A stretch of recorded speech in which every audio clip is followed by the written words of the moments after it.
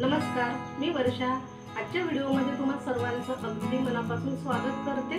Video शेवटपर्यंत। आज आपण अर्धा किलो लिंबाचं चटपटीत चमचमीत असं लोणचं बनवणार आहोत, अगदी वेगळ्या पद्धतीने आणि खूप छान होणार आहे। सोपी रेसिपी आहे, नक्की करा।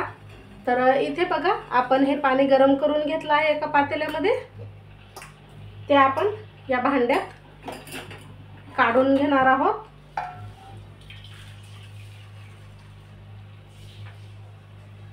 म्हणजे पाणी उकळेपर्यंत आपल्याला गरम करून घ्यायचं आहे। आणि इथे बघा, हे अर्धा किलो लिंबू घेतले आहे मी, 500 ग्राम एवढे। लिंबू कसे घ्यायचे तर थोडे मोठ्या आकाराचे आणि ज्याचे साल जे आहे ते पातळ असलं पाहिजे, त्यामुळे लोणचं जे आहे ते खूप छान होते।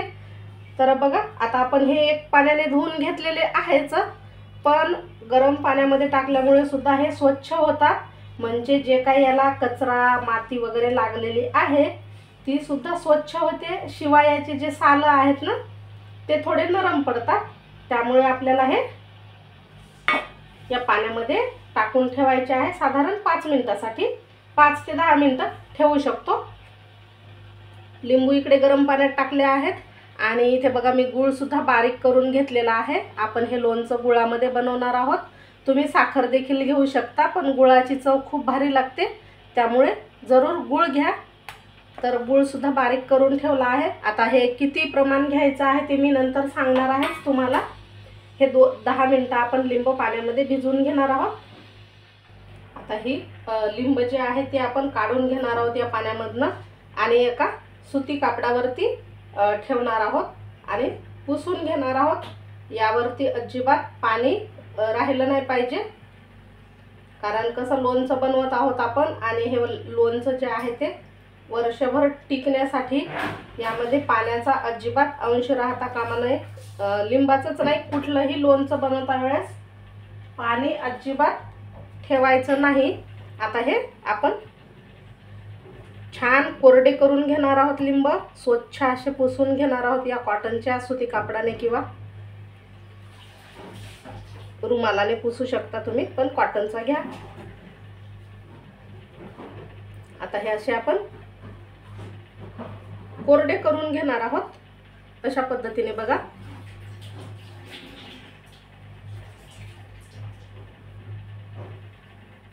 आता ही कोरडे करून घेतलेली जी लिंब आहेत ती आपण कट करून घेणार आहोत।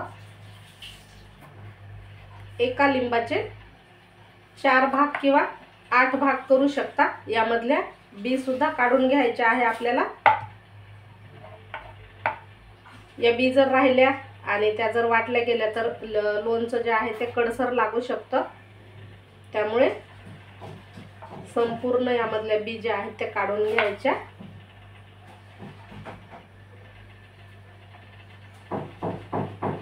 आता हे छोटं लिंबू असल्यामुळे मी 4 भाग केले आहेत। जर अशा पद्धतीचं मोठं घेतलं तर याचे 8 भाग करून घ्यायचे।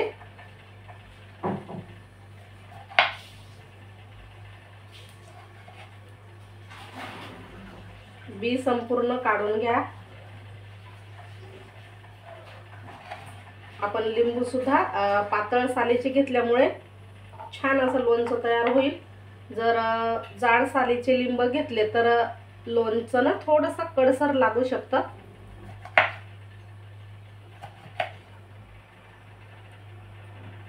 आता हे अशा पद्धतीने सर्व लिंबू मी कट करून घेते, कापून घेते।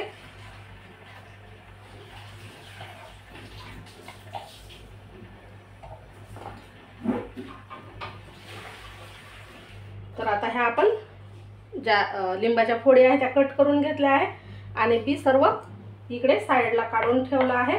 आता आपण याच्या लिंबाच्या फोड्या आहेत त्या कोरड्या मिक्सरच्या जारमध्ये बारीक करून घेणार आहोत। आपण हे क्रश लिंबाचं लोणचं बनवत आहोत बघा। तर संपूर्ण टाकते यामध्ये आणि खूप अशी पेस्ट नाही बनवायची आपल्याला याची। मिक्सर पल्स मोडवरती फिरवून असं जाडसर वाटून घ्यायचं आहे, म्हणजे लिंबाचे तुकडे तुकडे राहिले पाहिजे। आता आपण हे बारीक करून घेतलं आहे बघा।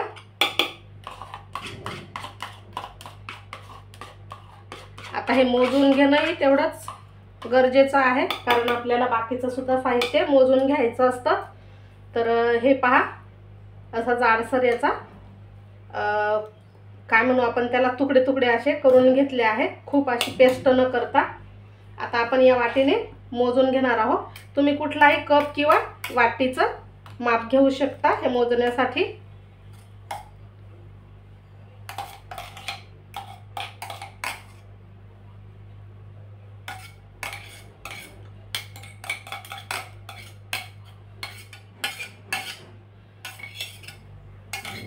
मस्त रसरशीत असं हे लोणचं होते आणि खायला तर भन्नाट लागते. तर हे पहा, 1 वाटी भरून एवढा याचा गर मिळालेला आहे. तर आता आपण हा या ज्या भांड्यात आपल्याला हे शिजवायचं आहे त्या भांड्यात टाकून घ्यायचं. आता याच वाटीच्या मापाने आपण गूळ देखील मोजून घेणार आहोत. तर 1 वाटी लिंबाचा गर आहे, तर आपल्याला 2 वाटी एवढा गूळ टाकायचा आहे यामध्ये. तुम्हाला जर थोडं लोणचं आंबट लागलं तर 1 वाटी गूळ अजून घेऊ शकता. आता मी इथे 2 वाटी एवढा हा बारीक केलेला गूळ टाकून घेते यामध्ये आणि छान आपल्याला हे शिजवून घ्यायचं आहे. आता मध्यम आचेवरती आपण हे शिजवून घेणार आहोत.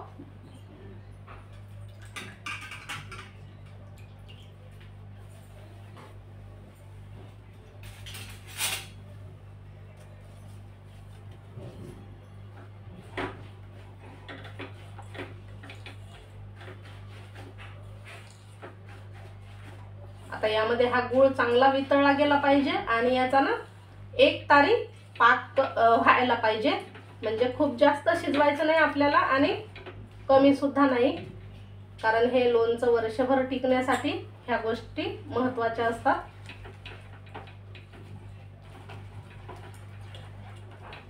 आता हे मध्यम आचेवरती चांगलं 5-10 मिनिटं शिजवून घेऊ आपण.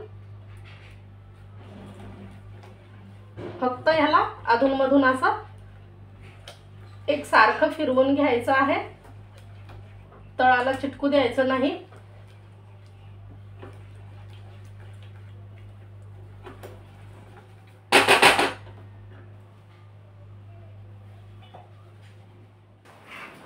तर हे पहा, छान असं हे लोणचं तयार होत आलेलं आहे. कलर सुद्धा खूप सुंदर असा दिसत आहे बघा.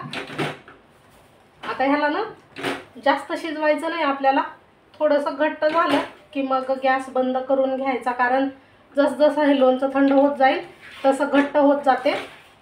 तर आता इथे गॅस बंद करून घेते मी आणि हे लोणचं गरम आहे तोवरच आपल्याला हे मसाले टाकून घ्यायचे. मसाले म्हणजे फार जास्त मसाले नाही आहेत. चवीनुसार मीठ,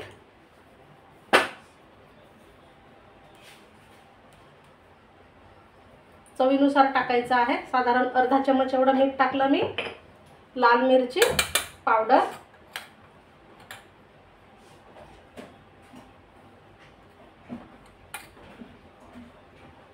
अर्धा चमच मिरची पावडर सुद्धा टाकली आहे. आता हे छान असं मिक्स करून घ्यायचं आणि गार होऊ द्यायचं. गार झाल्याच्या नंतर आपण हे काचेच्या बरणीमध्ये भरून ठेवणार आहोत.